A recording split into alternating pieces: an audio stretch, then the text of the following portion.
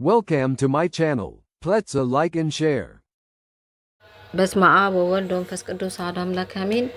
የሐምሌ ድርሳነ ገብርኤል በአገዛዝና በቅድምና ትክክል የሆነ ከመታሰቡ አስቀድሞ ሁሉ መርምሮ የሚያውቅ ክረምትን በየዓመቱ የሚያመጣ ሰማይን በደመና የሚጋርድ ምድርን በልምላሜ የሚሸፍናት የባህርን ውሃ በእፍኙ የሚለካ ምድርን በስንዝሩ የሚመጥናት ከኛ ዘንድ ለሱ ምስጋና የሚገባው ለኛም ሕይወትን የሚሰጠን አንድ አምላክ በሚሆን በአብ ወልድ መንፈስ ቅዱስ ስም አምነን በሐምሌ 19 ቀን የሚነበብ የሚጸለይ የሰማያውያን አለቃ የሚሆን የቅዱስ ገብርኤል ድርሳን ይህ ነው።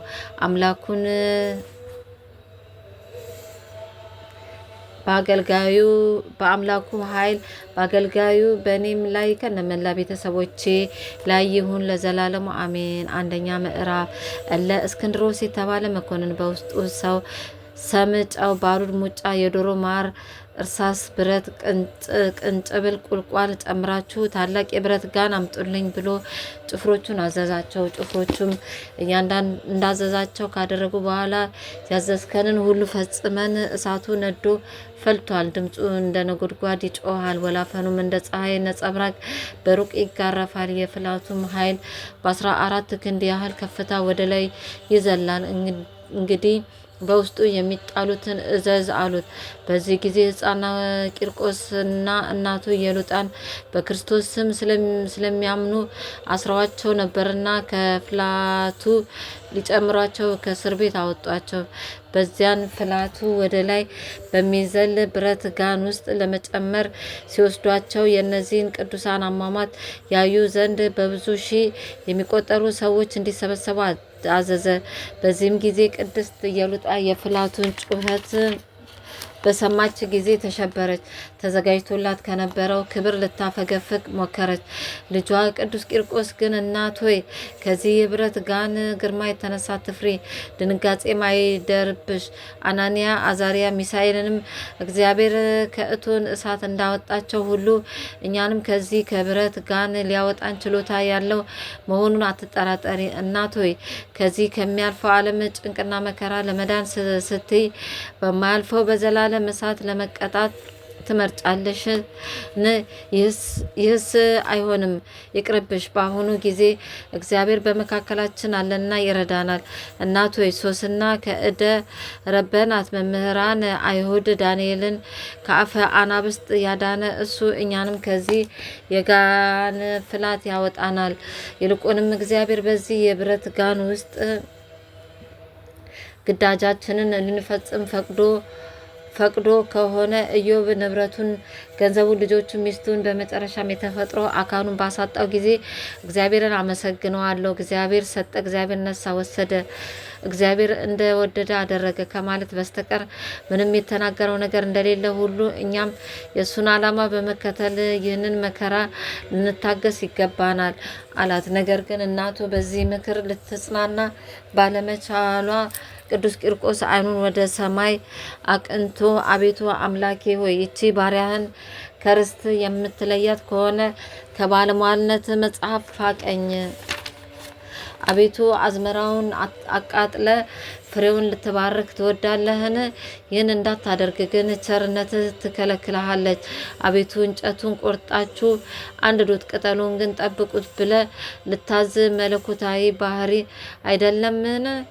ነገር ግን ከእንጨቱም ቅጠሉንም በአንድ ጠብቁት ብለ ታዛለ እንጂ። እንግዲህ በዚህ ምክንያት ይህን ያየ ሁሉ ማዳን የሚችል አምላክ ከእሳት ባልሸሹም ነበር ብሎ አይጠራጠር። አቤቱ ዲያብሎስ ስም ከባለስልጣኑ ይልቅ እኔ በረታው፣ ቅዱሳኖቹንም ድል ነሳዋቸው ብሎ እንዳይመካ ከመንጋውም አንድ በግ ቀማው በማለት እንዳይደነፋ ለእናቴ ጽኑ የሆነ ኃይለ መንፈስ ቅዱስን ስጣት ብሎ በጸለየ ጊዜ ዲያብሎስ ከኢየሉጣ አጠገብ ብን ብሎ ጠፋ። ከዚህም በኋላ ቅድስት እናቱ በሰማያዊ መንግስት አባት የሆንከኝ ልጄ ሆይ ጌታህ ኃይልህን ሰጥቶኛልና የሚጠብቀንን ገድላችን ፈጽመን ድል እናድርግ። እነሆ በብረት ጋኑ ውስጥ የሚነደውን እሳት በማይበት ጊዜ በለምለም በምንጭ ላይ እንደሚወርድ ጠል ሆኖ አይቼዋለሁ አለችም። እኒህም ቅዱሳን ይህን በሚነጋገሩበት ጊዜ በውስጡ አንገቱን የሚቆለምም ልብን የሚያቀልጥ ሆድን የሚሰነጥቅ ስርን የሚበጣጥስ መሳሪያ ካለበት የብረት ጋን ውስጥ ጨመሯቸው። ከዚህም በኋላ የመላእክት አለቃ ቅዱስ ገብርኤል ከሰማይ ወረደና የብረቱን ጋን እሳት አጠፋው። ከቅዱሳንም አንዳቸውን ሳያቃጥላቸው የብረቱን ጋን ማቃጠሉና መፍላቱን ጸጥ አለ። ወንድሞቻችን ወይ እንግዲህ በጭንቃቸው ጊዜ ገድላቸውን እስኪፈጽሙ ድረስ ይህ መልአክ ከሰማዕታትና ከጻድቃን ጎን እንደማይለይ እወቁ። ለኃጥአንም ኃጢአታቸውን ይቅር ይላቸው ዘንድ ወደ እግዚአብሔር ይጸልይላቸዋል። እኛም የዚህን የሊቀ መላእክት ቅዱስ ገብርኤል በዓሉን በየወሩ እያከበርን አማላጅና ወዳጅ እናድርገው። በዚህም በሚመጣው ዓለም ሊረዳን ይችላልና በረከቱ ከኔ ከአገልጋዩ ከነመላ ቤተሰቦቼ ይጠብቀን ለዘላለሙ አሜን። ዳግመኛም እለእስክንድሮስ ሀሳቡ ሳይሳካለት ስለቀረ 14 የሾሉና የጋሉ የብረት ችንካሮች አምጥተው 7ቱን በእናቱ በኢየሉጣ አካል 7ቱን በራሱ በቂርቆስ አካል ማለት 2ቱን በጆሮዎቹ 2ቱን በዓይኖቹ 2ቱን በአፍንጫዎቹ አንዱን በልቡ ይቸነክሯቸው ዘንድ ጭፍሮቹን አዘዘ። ዳግመኛም የሕፃኑን የራስ ቆዳ ገፈው እሳት ውስጥ ይጨምሩት ዘንድ አዘዘ። አሁንም መልአኩ መጥቶ ይህን መከራ ከሱ አራቀን። ቀጥሎም በመቃን ውስጥ ጨምረው በገመድ እንዲጎትቱ ታዘዘ። በዚህም ጊዜ መልአኩ አዳነው። ሕዝቡም ይህን ሁሉ ተአምር ባዩ ጊዜ እግዚአብሔርን አመሰገኑት፣ ቅዱስ ገብርኤልን አከበሩት። ልመናው ረድኤቱ ከአገልጋዩ ከእኔም ጋር ከነመላ ቤተሰቦቼ ጋር ይደረግልን ለዘላለሙ አሜን። ሁለተኛ ምዕራፍ ልመናው አማላጅነቱ ከአገልጋዩ ከኔ ከነመላ ቤተሰቦቼ ይደረግልንና የመላእክት አለቃ ቅዱስ ገብርኤል ያደረገው ታምሬ ነው። ሰዎች ቤተ ክርስቲያንን ለመስራት ምሰሶችን አማዶችን ለማቆም በጀመሩ ጊዜ የበጎ ስራ ጠላት ሰይጣን የመቶ እድሜ ያለው በሽማግሌ መነኩሴ ተመስሎ መጣና ወደ ሰራተኞቹ አናጺዎቹ ቀርቦ የዚህ የቤተ ክርስቲያን ስራ ኃላፊ ማን ነው ብሎ ቢጠይቃቸው አውር ነው አሉት። እሱም ተነስቶ ወደ አውር ሲሄድ በመንገድ አገኘውና አብረው በሚሄዱበት ወቅት ሽማግሌነቱ ደካማነቱ ለማረጋገጥ ሰይጣኑ አውቆ ተደናቅፎ በመሬት ላይ ወደቀ። ከዚያም የግድ ተነስቶ ወደ አውር ቀረብ ባለና ልጄ ሆይ እርጅናዬ የወጣትነት ዘመኔ ማለፉን ትመለከታለህ።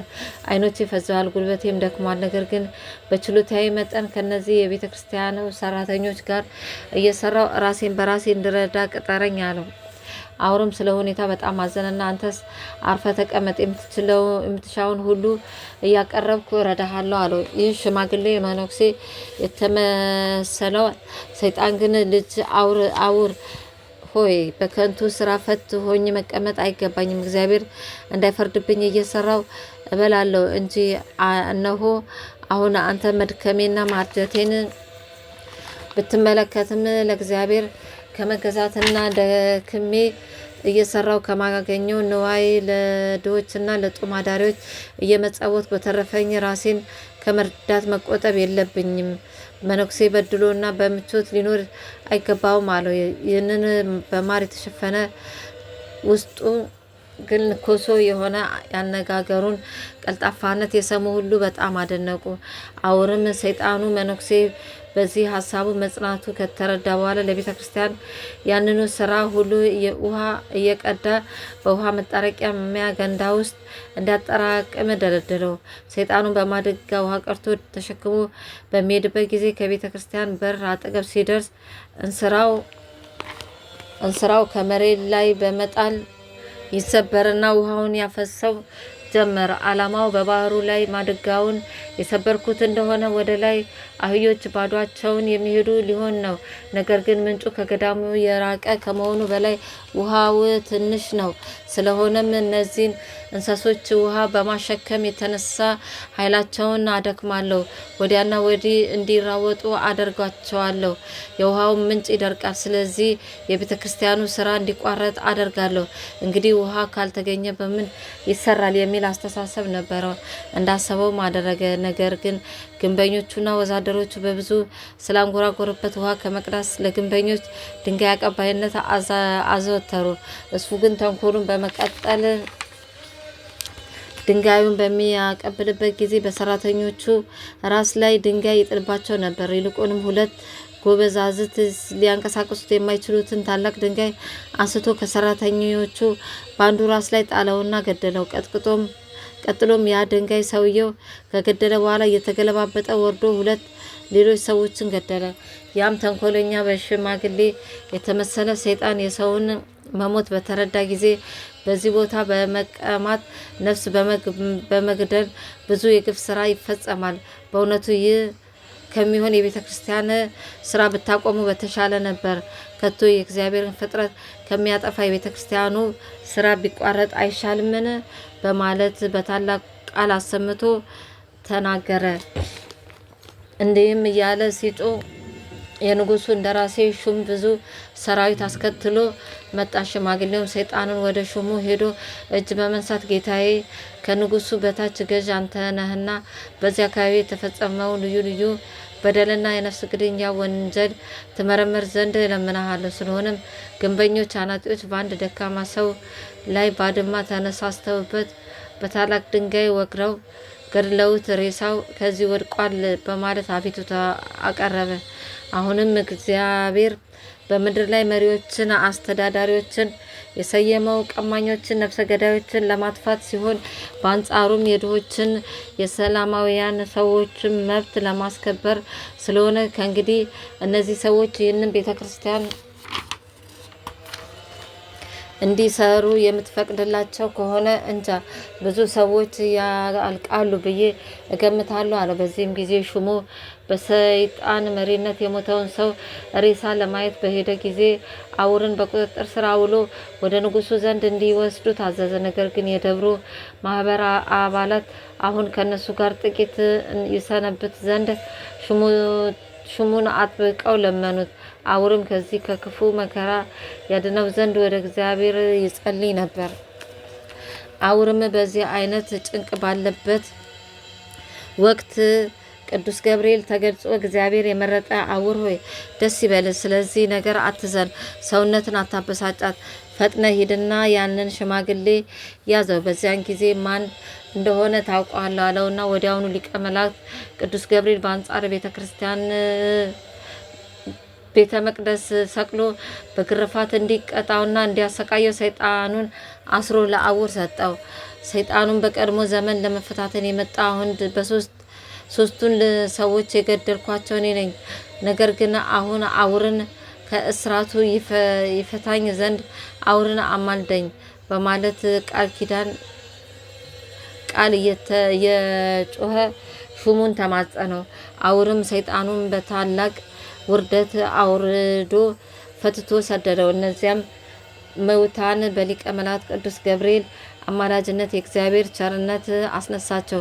ያም ሹም የቅዱስ ገብርኤል ቤተ ክርስቲያን ስራ እስኪፈጸም ድረስ በእኔ ቅሎን ገዳም እንዲቀመጥ ለአውር ፈቀደለት። በዚሁ ወር በ26ኛው ቀን የልዩ ልዩ ጌጥ ሽልማት አደረገለት። እሱም ፈጽሞ ተደሰተ፣ እግዚአብሔርንም አመሰገነው። በዚያች ሌሊትም ተኝቶ ሳለ በመኝታው ላይ ታላቅ ብርሃን በራ። ወዲያውም የመላእክት አለቃ ቅዱስ ገብርኤል በፍጹም ፈገግታ ተገለጸለትና እግዚአብሔርን የመረጠ አውር ሆይ ሰላም ላንተ ይሁን፣ በድካሜ የተገኘውን መልካም ስራ ደስ አሰኝቶኛል። ስለዚህም የሰው ልጅ ያልተጠበበበት የክብር ቤት በሰማይ ያዘጋጅል ዘንድ እግዚአብሔር ለምኘዋለሁ። ይህም ላንተ መልካም የምስራች ይሁንል። ዳግመኛም ስምዐ ልንገርህ፣ ይህንን የገዳም ቦታ በጣም መልካም ነው። ወደ እሱ የሚመጡ ሁሉ የፈለጉትን ያገኛሉ። ድሃም ቢሆን ባለጸጋም ቢሆን ማንኛውም ቢሆን አፍሮ አይመለስም። ይህ እንዲሆን ፈቃድ ሆኗልና። ዳግመኛም ላስረዳ፣ ፍቅር ካለችበት ቦታ ሁሉ የእግዚአብሔር በረከት አትርቅም። ስለዚህ ማንኛውም በከፍተኛ ደዌ የተያዘ በፍቅር ወደዚህ ቦታ ቢመጣ በጌታዬ በኢየሱስ ክርስቶስ ኃይል ፈውስ ሳያገኝ እንደማይመለስ አረጋግጥላለሁ። አማላጅነቱ ከአገልጋዩ ከኔ ከነመላ ቤተሰቦቼ ጋር ይሁንና ለዘላለሙ አሜን። ቤተ መቅደስን ለመስራት የጀመረውን የረዳ ቅዱስ ገብርኤል ሆይ የሚፈታተነውን ሰይጣን በእግር ብረት ያሰርክ በስጋ በነፍስ ተራዳኝ ፈጥነ ጠላቶቼን ድንጋይ ሲወረውሩብኝ እያየ በሴረኛ አይናቸው እስኪያነጣጥሩ አትዘግይ አደራ። ሶስተኛ ተአምር ጸሎቱ በረከቱ ከአገልጋዩ ከኔም ከነመላ ቤተሰቦቼ ጋር ይሁንና ቅዱስ ገብርኤል ያደረገው ተአምር ነው። የቅዱስ አባት የሚሆን ኤጲስቆጶስ አውር ከዚህ ዓለም በሞት በሚለይበት ሰዓት በደረሰ ጊዜ እኔ ዮሐንስን ጠርቶ ክቡር አባቴ ሆይ ትጸልይልን ዘንድ ማልዳለሁ። አባቶቼ የተጓዙትን የሞት ጎዳና እጓዝ ዘንድ የእረፍት ጊዜ ደርሷልና አለኝ። ቅዱስ ገብርኤልም እንደዚሁ ሁል ጊዜ በራእይ የተገለጸ በዚህ ዓለም ላይ ለመኖር ያለ 3 ቀን አልቀረህምና ሰውነትን አዘጋጅ ብሎኛል አለኝ። ክቡር አባቴ ሆይ ከሞትኩም በኋላ በነጭ ሐር በቀጭን ኩታ ስጋዬን አትገንዝ፣ አስክሬንም በሳጥን ውስጥ አታግባ። ከዚህች ቤተ ክርስቲያን በስተቀኝ በኩል ባለው ቦታ እንዲሁ ቅረበኝ እንጂ እኔ ኃጢአተኛ በደለኛ ሰው ነኝና አለኝ። ከዚህ በኋላም በሐምሌ 9 ቀን በማለዳ እኔ ቅዱስ ዮሐንስን አስጠርቶ አባቴ ሆይ በጸሎት አስበኝ፣ ከዚህ ዓለም ነፍሴ ከስጋዬ የምትለይበት ሰዓት ተቃርቧልና ዳግመኛም በጎ ምግባርና መንጎችን የመጠበቅ ችሎታ ሳይኖረኝ ወይም የማይገባኝ ሲሆን ነባብያኑ የእግዚአብሔር በጎች ጠብቅ ዘንድ ኤጲስቆጶስን ስለተሾምኩና በፍርሃት ላይ እገኛለሁ። ስለሆነም አስበኝ እንጂ አትርሳኝ አለኝ። ይህን ተናግሮ ነፍሱን ከስጋው ተለየች። እኛም በታላቅ ሐዘን እና ለቅሶ ስጋውን ገንዘን አስቀድሞ ራሱ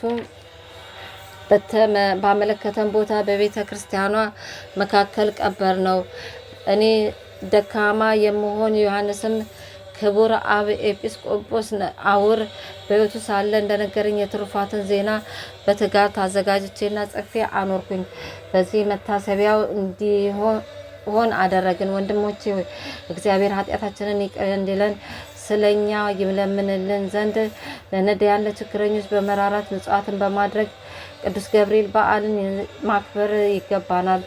ዛሬም በእግዚአብሔር ኃጢአታችንን ይቅር ይለን ዘንድ የመላእክት ሰራዊት አለቃ ክቡርና መበሰር ስለሚሆን ስለ ቅዱስ ገብርኤል አማላጅነት ልዩ 3 አንድ አምላክ በሚሆን ቅዱስ ታቃኝነት በልዩ ልዩ የዜማ ስልት በማህሌትና በዝማሬ በምህላ ጸሎት መንፈሳዊ ምስጋናችንን ለእግዚአብሔር እናቀርብ። በደላችንን ያጥፋላችሁ፣ ሰውነታችሁ ከኃጢአት ርኩሰት ያንጻላችሁ፣ የቅሚያን ወይም የወንብድናን ሀሳብ ከኃይላችሁ ይፋቅላችሁ። በዚህም ዓለም በወዲያኛውም ዓለም ከመፈጸሙ በፊት በጎ ስራቸው ከሰይጣን ተንኮል ያመለጡትን እድል ያድላቸው፣ አዝመራቸው ፍሬ ያብዛላቸው፣ ከማያልቀው የቸርነቱ የጌትነቱ ብልጽግና ያሳትፋችሁ። ለሽማግሌዎቻችሁ ብርታትን፣ ለልጆቻችሁ መልካም አስተዳደግ ጤንነት ይስጣችሁ። እናንተ ከጥፋት ከጉስቁልና ያልናችሁ ዘንድ የተንኮልን የዳቢሎስን የብረት መቃጥን ወጥመድ ከእናንተ ይራቅ። የምንጮቻችሁ ውሃ ያብዛላችሁ፣ በወንዞቻችሁም ወራጅ ውሃዎችን በመጠናቸው ይፍሰሱላችሁ። በሀገራችሁ ሁሉ ጊዜ ፍጹም ተድላ ደስታ ይሁንላችሁ። መከራን ከላያችሁ ያርቅላችሁ። ሕዝቡን በእውነት በትክክል ያስተዳድር ዘንድ የመሪያችሁ ስልጣን ከፍ ያደርግላችሁ። ከመካከላችሁ የሰይጣን ኃይል ቀጥቅጦ ያጥፋላቸው። የመድኃኒታችንን መወለድ ያበሰረ በዚህ መልአክ በቅዱስ ገብርኤል አማላጅነት የርስተ መንግስተ ሰማያት እድል ፈንታችሁ ከቅዱሳን ከሰማዕታት ጋር ያደርግላችሁ። እናንተ የአባቶች ወዳጆች ዓለም ሳይፈጠር በፊት ወደ ተዘጋጀላችሁ መንግስተ ሰማያት ግቡ። የደስታ ቃል ያሰማችሁ። የመላእክት እህት በዕብራይስጥ ቋንቋ ማርያም የምትባል ቅድስት ንጽሕት በምትሆን አምላክን በወለደች የሁላችን እመቤት በድንግል ማርያም አማላጅነት በሰማያዊ ንጉሥ አዳራሽ ያግባቸው። አሜን። የቅዱስ ገብርኤል በረከቱ፣ ጸሎቱ፣ ልመናው፣ ምልጃው ከኔ ከፍቅርተ ማርያም ከአስራተ ገብርኤል ክንፈ ገብርኤል ክብረ መድኃኔ ዓመተ ይሱለት ከሁሉ ቤተሰቦቼ ጋር ይሁን ለዘላለሙ አሜን። አቡነ ዘበሰማያት ይትቀደስ ስምከ ትምጻእ መንግስትከ ወይኩን ፈቃድከ በከመ በሰማይ ከማሁ በምድር ሲሳይነ ዘለለዕለትነ ሀበነ ዮም ወኅድግ ለነ አበሳነ ወጌጋየነ ከመ ንሕነኒ ንኅድግ ለዘ አበሰለነ ኢታማነ እግዚኦ ውስተ መንሱት አላድኅነነ ወባልሐነ እምኩሉ ኩይስ መዛአከ ይእቲ መንግስተ ኃይል ወስብሐት ለዓለመ ዓለም። በሰላመ ቅዱስ ገብርኤል መልአክ እግዝእትየ ማርያም ሰላም ለኪ ድንግል በሕሊናኪ ወድንግል በስጋኪ እመእግዚአብሔር ጸባኦት ሰላም ለኪ ብሩክት አንቲ እም አንስት ወብሩክ ፍሬ ከርስኪ ተፈሥሒ ፍስሕት ኦ ምልዕተ ጸጋ እግዚአብሔር ምስሌኪ ሳሊ ወጸልዩ አብ ፍቁር ወልድኪ ኢየሱስ ክርስቶስ ከመ ይሠረይ ለነ ኃጣውኢነ ክብር ምስጋና ይሁን አንድ አምላክ ለሚሆን ለአብ ለወልድ ለመንፈስ ቅዱስ ዛሬም ዘወትርም ለዘላለሙ አሜን።